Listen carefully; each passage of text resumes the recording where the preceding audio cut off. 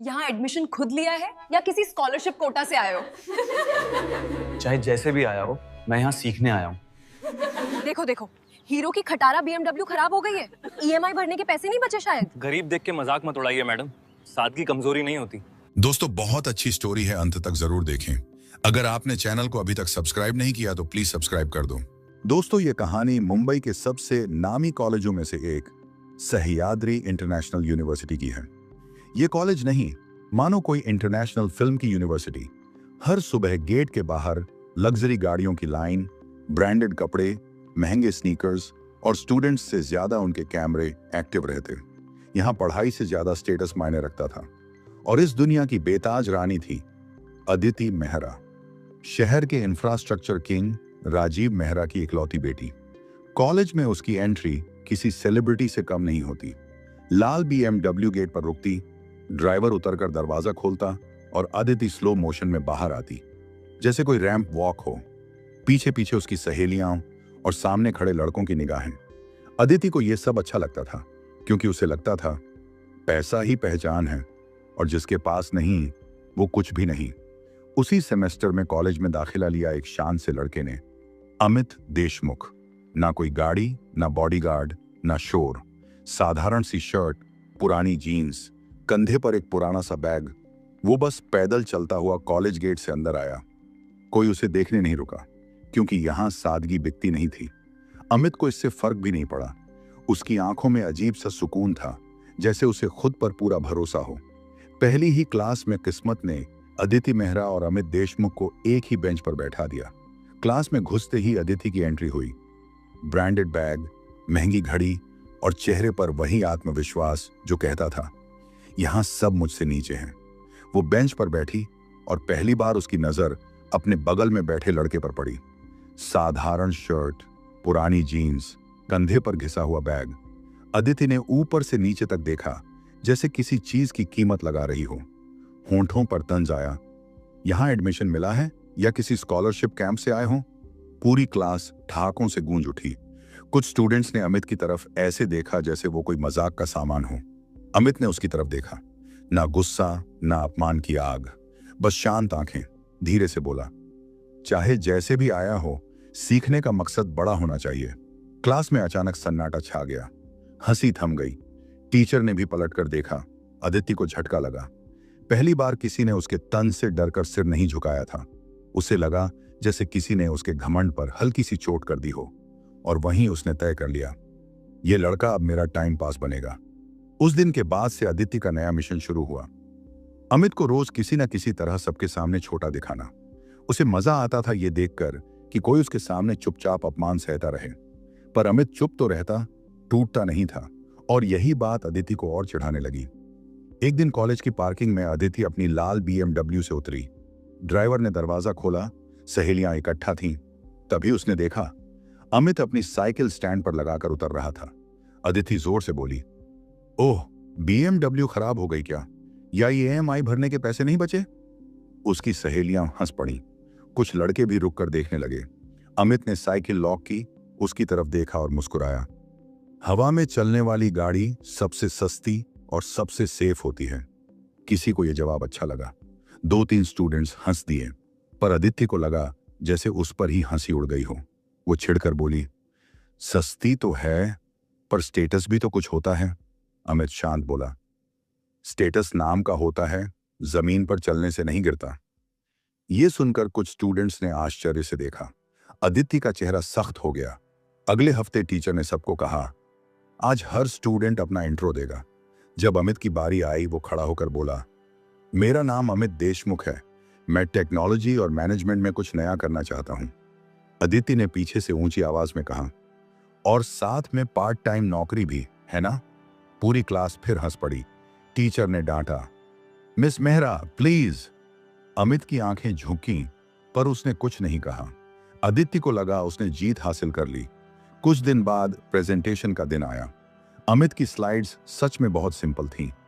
ना ज्यादा डिजाइन, ना एनिमेशन। अदिति ने जानबूझकर पूरी क्लास के सामने कहा, इतनी सिंपल PPT, ये तो स्कूल लेवल है। लगता है पावर पॉइंट भी उधार में सीखा है। कुछ स्टूडेंट्स हंसे। टीचर ने फिर टोका, पर अदिति चुप नहीं हुई। अमित का चेहरा शांत रहा। जब उसकी बारी आई, उसने बोलना शुरू किया। लॉजिक, रियल लाइफ उदाहरण, क्लियर थिंकिंग।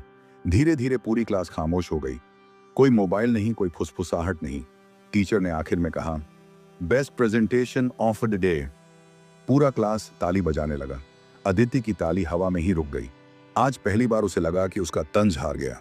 लंच ब्रेक में अमित टिफिन खोलकर साधारण दाल चावल खा रहा था।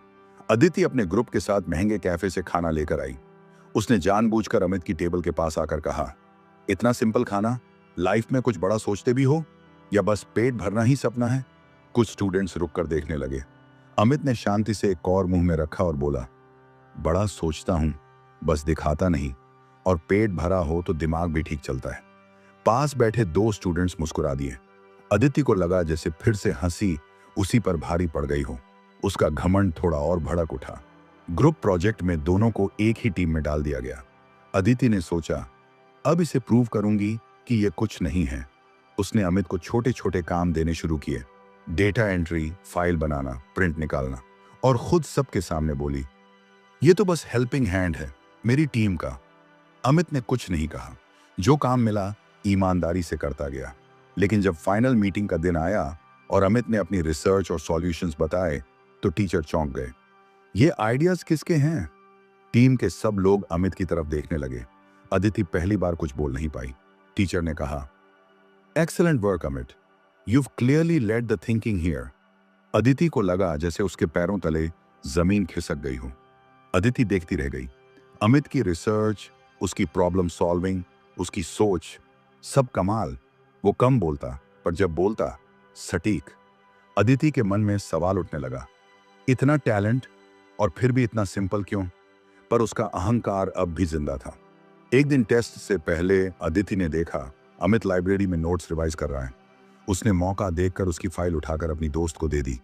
छुपा दे, देखती हूं आज हीरो कैसे बनता है। अमित क्लास में नोट्स ढूंढता रह गया। टीचर ने कहा, time up, start writing. Amit ने बिना नोट्स के पेपर दिया। अदिति मन ही मन हंस रही थी, लेकिन रिजल्ट आया। अमित टॉप में था, अदिति का नाम उससे नीचे। उस दिन वो देर तक आईने में खुद को देखती रही। मैं क्या सच में इससे कम हूं? इतने जुल्मों के बाद भी अमित न बदला, न टूटा, न शिकायत की। वो वही शांत, वही सादा। अदिति के मन में अब सवाल उठने लगा, इतना टैलेंट और फिर भी इतना सिंपल क्यों? कोई इतना सब सहकर भी इतना मजबूत कैसे रह सकता है? पर उसका अहंकार अब भी जिंदा था। वो मानने को तैयार नहीं थी कि जिसे वो टाइम पास समझ रही थी, वो असल में उससे कहीं बड़ा इंसान है। एक दिन अदिति ने कुछ स्टूडेंट्स को कहते सुना, यार अमित कुछ अलग है, इसमें कुछ तो बात है। अदिति ने झुंझलाकर कहा, अलग नहीं, बस एक्टिंग करता है। पर अंदर से वो खुद भी जानने लगी थी, ये लड़का साधारण नहीं है। एक दिन नोटिस बोर्ड पर चिपका poster, annual college trip, hills adventure camp. पूरा college excited, music, bonfire, games, night party, trekking, सब प्लान। अदिति ने सोचा, अब देखेंगे ये मिस्टर सिंपल पहाड़ों में क्या करता है। अमित भी चुपचाप फॉर्म भर देता है। कॉलेज की बस जैसे ही मुंबई की भीड़ छोड़कर हरी भरी वादियों में घुसी, हर तरफ शोर, गाने और हंसी फैल गई। अदिति अपनी सहेलियों के साथ सबसे आगे वाली सीट पर बैठी थी। ब्लूटूथ स्पीकर पर तेज म्यूजिक, मोबाइल कैमरे ऑन, रील्स बनती जा रही थी। Hills with my squad, life is lit. वहीं बस के पीछे की सीट पर अमित खिड़की से बाहर पहाड़ों को देख रहा था, शांत, जैसे किसी पुराने दोस्त से मिल रहा हो। शाम होते होते बस एक खूबसूरत हिल स्टेशन के एडवेंचर कैंप पर पहुंची। लकड़ी के कॉटेज, चारों तरफ ऊंचे ऊंचे देवदार के पेड़ और बीच में बड़ा सा ओपन ग्राउंड। स्टूडेंट्स उतरते ही चिल्लाने लगे, wow, this is insane. Aditi ने उतरते ही बोला, guys tonight is going to be epic. Amit ने चारों तरफ नजर दौड़ाई। उसे जगह अच्छी लगी, पर भीड़ में कुछ चेहरे ऐसे थे जो उसे ठीक नहीं लगे। रात को ओपन ग्राउंड में बड़ा सा बोनफायर जलाया गया। डीजे, डांस, गेम्स और कोल्ड ड्रिंक्स का अरेंजमेंट। अदिति और उसकी बेस्ट फ्रेंड रिया डांस फ्लोर पर सबसे आगे थी। कुछ सीनियर लड़के, रॉकी, विक्रम और नील, बार बार उनके पास आने लगे। शुरू में सब नॉर्मल था, हंसी मजाक, डांस। फिर रॉकी बोला, गाइज हैव ड्रिंक्स, हिल्स में चिल्ला होना चाहिए, एंजॉय। अदिति ने बिना सोचे ड्रिंक ले ली और रिया ने भी। अमित थोड़ी दूरी पर खड़ा ये सब देख रहा था। अमित की नजर गई। रॉकी ने चुपके से अपनी जेब से कुछ निकाला और ड्रिंक्स के पास झुक गया। अमित को कुछ गड़बड़ लगी। वो जल्दी से पास आया तो देखा रॉकी ने जल्दी से 2 ग्लास अलग रख दिए। अमित ने पूछा, ये क्या कर रहा है रॉकी? रॉकी हंसकर बोला, अरे यार, स्पिल हो गया था। न्यू ड्रिंक्स, एंजॉय यार। पर अमित को उसकी आंखों में ईमानदारी नहीं दिखी। अदिति ड्रिंक लेकर जैसे ही घूंट लगाने वाली थी, अमित ने तेज आवाज में कहा, रुको अदिति, ये मत पीना। सब चौंक गए। अदिति छिड़कर बोली, अब क्या ड्रामा है तुम्हारा? हाँ, हर जगह हीरो बनना है क्या? रॉकी भी गुस्से में बोला, क्या प्रॉब्लम है तुझे देसी हीरो? अमित ने ग्लास छीन लिया। कुछ गलत है इसमें। रॉकी ने हाथ पकड़ लिया। औकात में रह समझा। भीड़ जमा हो गई। तभी अमित ने ग्लास जमीन पर फेंक दिया। तरल मिट्टी में फैल गया। पास खड़ा कैंप का स्टाफ बोला, यह तो अजीब स्मेल कर रहा है। किसी ने सिक्योरिटी को बुला लिया। सिक्योरिटी ने चेक किया। रॉकी की जेब से छोटी शीशी निकली। कैंप मैनेजर ने कहा, यह नशीली दवा है, डेंजरस है। रिया की आंखों में आंसू आ गए। अदिति के हाथ कांपने लगे। उसे समझ आया, अगर अमित ना होता तो विक्रम और नील भी टूट गए। सच सामने आ गया कि वे लोग नशे की गोलियां डालकर लड़कियों का फायदा उठाना चाहते थे। सिक्योरिटी ने तीनों को पकड़ लिया। टीचर्स को बुलाया गया। अगले ही सुबह कॉलेज मैनेजमेंट से फैसला आया, तीनों स्टूडेंट्स को तुरंत कॉलेज से एक्सपेल किया जाता है। पुलिस को भी इन्फॉर्म किया गया। पूरा कैंप सन्न था। अदिति अपने कॉटेज में बैठी कांप रही थी। रिया उसे पकड़े रो रही थी। अदिति बोली, अगर अमित वहां नहीं होता तो हम। रिया ने सिर हिलाया। उसने सच में हमें बचा लिया। अदिति की आंखों में पहली बार डर के साथ आभार भी था। दोपहर में अदिति ने हिम्मत करके अमित को बुलाया। अमित बाहर बैठा किताब पढ़ रहा था। अदिति धीमी आवाज में बोली, अमित, कल रात के लिए थैंक यू। अमित ने ऊपर देखा, मुस्कुरा दिया। अदिति, मेरी जगह कोई भी होता तो यही करता। अदिति ने कहा, नहीं, सब नहीं करते, तुमने रिस्क लिया। अमित बोला, गलत को देखकर चुप रहना सबसे बड़ी गलती होती है। अदिति कुछ कह नहीं पाई, बस सिर झुका लिया। ट्रिप बाकी रही, पर अब मस्ती पहले जैसी नहीं थी। अदिति के अंदर कुछ बदल चुका था। वो बार बार अमित को देखती, एक नए नजरिए से। वापसी की बस में अदिति पहली बार खुद अमित के पास आकर बैठी। बस चल पड़ी और पहाड़ पीछे छूटने लगे।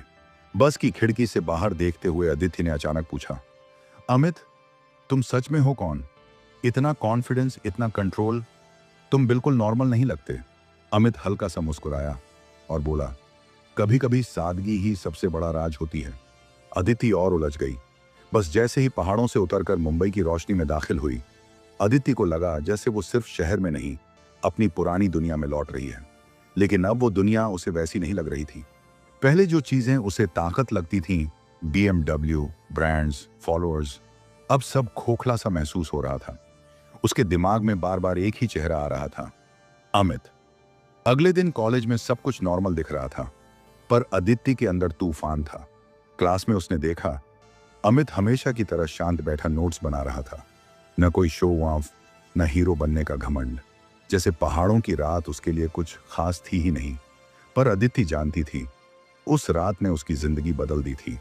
लंच ब्रेक में अदिति लाइब्रेरी की तरफ गई, वो जगह जहां अमित अक्सर बैठकर पढ़ता था। अमित एक कोने में बुक्स के ढेर के बीच बैठा था। अदिति ने पास जाकर धीमी आवाज में कहा, अमित। अमित ने ऊपर देखा। हाँ। कुछ सेकंड चुप्पी रही। फिर अदिति बोली, मैं तुम्हें गलत समझती रही, तुम्हारा मजाक उड़ाया, तुम्हें छोटा समझा। I am really sorry. ये शब्द अदिति के लिए आसान नहीं थे। उसकी आवाज हल्की कांप रही थी। अमित ने किताब बंद की, शांत स्वर में बोला, शायद तुम बस अपनी दुनिया में बंद थी, पर अब लग रहा है तुम बाहर आ रही हो अदिति। अदिति की आंखें भर आईं। उस दिन के बाद अदिति बदलने लगी। अब वो हर वक्त रील्स बनाने में नहीं लगी रहती। क्लास में ध्यान देती, खुद नोट्स बनाती। कई बार अमित के पास आकर बैठ जाती। ये टॉपिक समझा दोगे? अमित बिना किसी अहंकार के उसे समझाता। धीरे धीरे उनके बीच बातें बढ़ने लगी। लाइफ, सपने, सोच। अदिति ने एक दिन पूछा, तुम्हारा सपना क्या है? अमित बोला, कुछ ऐसा करना जिससे लोगों की जिंदगी आसान हो, नाम से ज्यादा काम याद रहे। अदिति ने पहली बार सोचा, कोई दूसरों के बारे में ऐसी सोच भी रख सकता है? कैंटीन में अब अदिति अपने दोस्तों के साथ नहीं, अमित के साथ बैठने लगी। उसकी सहेलियां चौंकती, तू इसके साथ क्यों रहती है? अदिति बस इतना कहती, क्योंकि इसके साथ मुझे सुकून मिलता है। अमित मुस्कुरा देता। धीरे धीरे दोस्ती गहरी होने लगी। एक शाम कॉलेज के बाद दोनों मरीन ड्राइव पर बैठे थे। समंदर की लहरें, शाम की ठंडी हवा और दूर शहर की रोशनी। कुछ देर चुप रहने के बाद अदिति ने कहा, अमित, तुमने मेरी सोच बदल दी। शायद मेरा दिल भी, शायद मैं तुम्हें पसंद करने लगी हूं। अमित ने उसकी तरफ देखा। उसकी आंखों में सच्चाई थी। वो बोला, अगर साथ चलना है तो बराबरी से, न मैं ऊपर न तुम नीचे। अदिति मुस्कुरा दी। डील। उस पल दोस्ती ने प्यार का रूप ले लिया। सब कुछ अच्छा चल रहा था, पर अदिति के मन में एक सवाल अब भी था। अमित इतना कॉन्फिडेंट क्यों है? उसके पास कुछ तो है जो वो दिखाता नहीं। एक दिन उसने देखा, अमित कॉलेज के गेट के बाहर किसी महंगी काली कार में बैठे एक अधेड़ आदमी से बात कर रहा था। वो आदमी उसे बड़े सम्मान से सुन रहा था। अदिति दूर से देखती रही। कार चली गई। अमित फिर पैदल अंदर आ गया। अदिति ने पूछा, कौन थे वो? अमित ने हल्के से कहा, परिचित, बस इतना। अदिति और कंफ्यूज हो गई। उसी हफ्ते कॉलेज में एक स्टार्टअप सेमिनार था। स्पीकर ने कहा, आज हमारे बीच एक खास गेस्ट हैं, देशमुख ग्रुप के सीनियर एग्जीक्यूटिव। नाम सुनते ही अदिति चौंक गई। स्टेज पर जो आदमी आया वही था जिससे अमित बात कर रहा था। स्पीकर बोला, ये हैं विक्रम देशमुख। अदिति की नजर तुरंत अमित पर गई। अमित शांत बैठा था, जैसे कुछ हुआ ही ना हो। अदिति का दिल तेज धड़कने लगा। देशमुख और अमित का सरनेम भी देशमुख। सवाल और गहरे हो गए। सेमिनार खत्म होने के बाद विक्रम देशमुख सीधे अमित की सीट के पास आए। बोले, अमित, घर पर सब तुम्हें याद कर रहे हैं। अदिति की आंखें फैल गईं। अमित ने नजर झुकाकर कहा, मैं आऊंगा, पर अभी नहीं। अब तो शक और हो गया। सेमिनार के बाद पूरा कॉलेज विक्रम देशमुख के नाम की चर्चा कर रहा था। देश के टॉप इंफ्रास्ट्रक्चर और लॉजिस्टिक्स ग्रुप के सीनियर डायरेक्टर। लेकिन अदिति के लिए सबसे बड़ा सवाल कोई और था। वो अमित को ऐसे क्यों बुला रहे थे, जैसे अपना ही कोई हो? अमित चुपचाप क्लास से बाहर निकल गया। अदिति कुछ पल रुकी, फिर उसके पीछे पीछे दौड़ी। कॉलेज के पुराने ब्लॉक के पास अमित खड़ा था। अदिति ने कहा, अमित, रुक जाओ। अमित रुका, पर उसकी आंखें जमीन पर थीं। अदिति ने सीधे पूछा, कौन थे वो आदमी और उन्होंने तुम्हें घर आने क्यों कहा? अमित ने गहरी सांस ली। बोला, अदिति, हर सवाल का जवाब हर वक्त देना जरूरी नहीं होता। अदिति को बुरा लगा। मतलब तुम मुझ पर भरोसा नहीं करते? अमित ने धीरे से कहा, मुद्दा भरोसे का नहीं है, मुद्दा सही वक्त का है। यह जवाब अदिति को संतुष्ट नहीं कर पाया। उस दिन के बाद अदिति के मन में अजीब सा बोझ रहने लगा। वो अमित से बात तो करती, पर पहले जैसी खुलकर नहीं। उसे लगने लगा शायद अमित उसे पूरी तरह अपनाया ही नहीं। अमित भी बदल गया। पहले जैसा हंसता नहीं, ज्यादा चुप रहने लगा। दोनों के बीच पहली बार एक अनकही दूरी आ गई। अदिति की बेचैनी बढ़ती जा रही थी।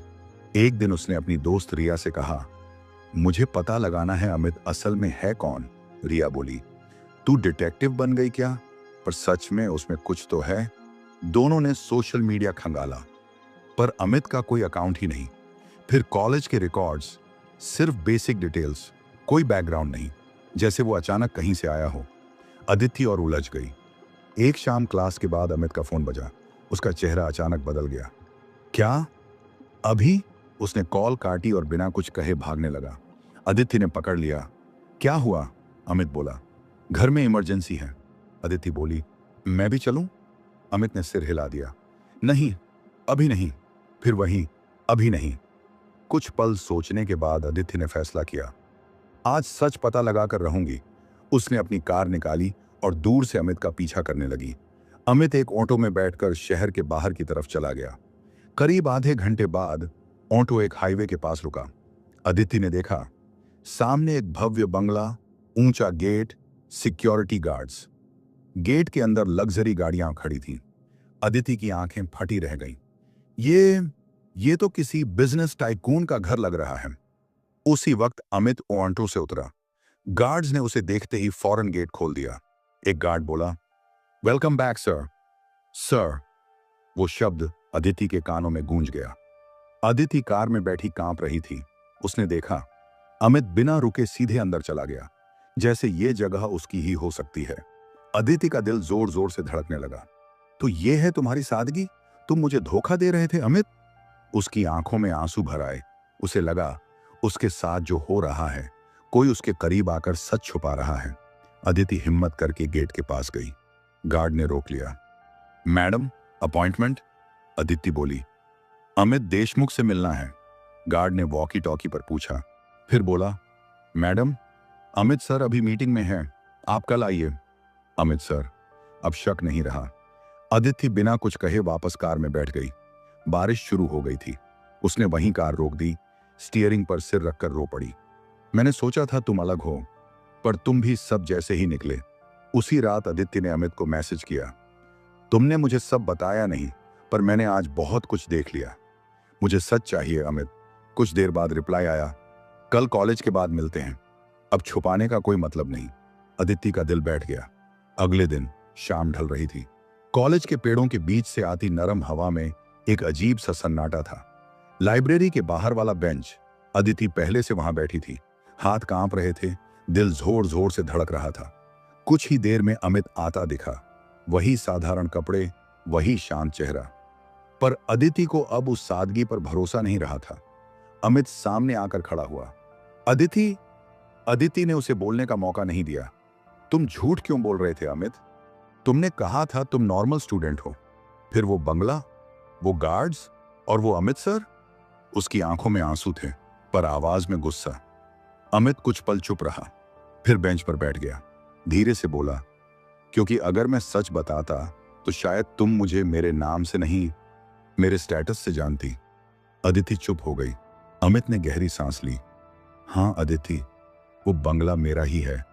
विक्रम देशमुख मेरे चाचा हैं और देशमुख ग्रुप असल में मेरे दादाजी ने शुरू किया था। अदिति की आंखें फैल गईं।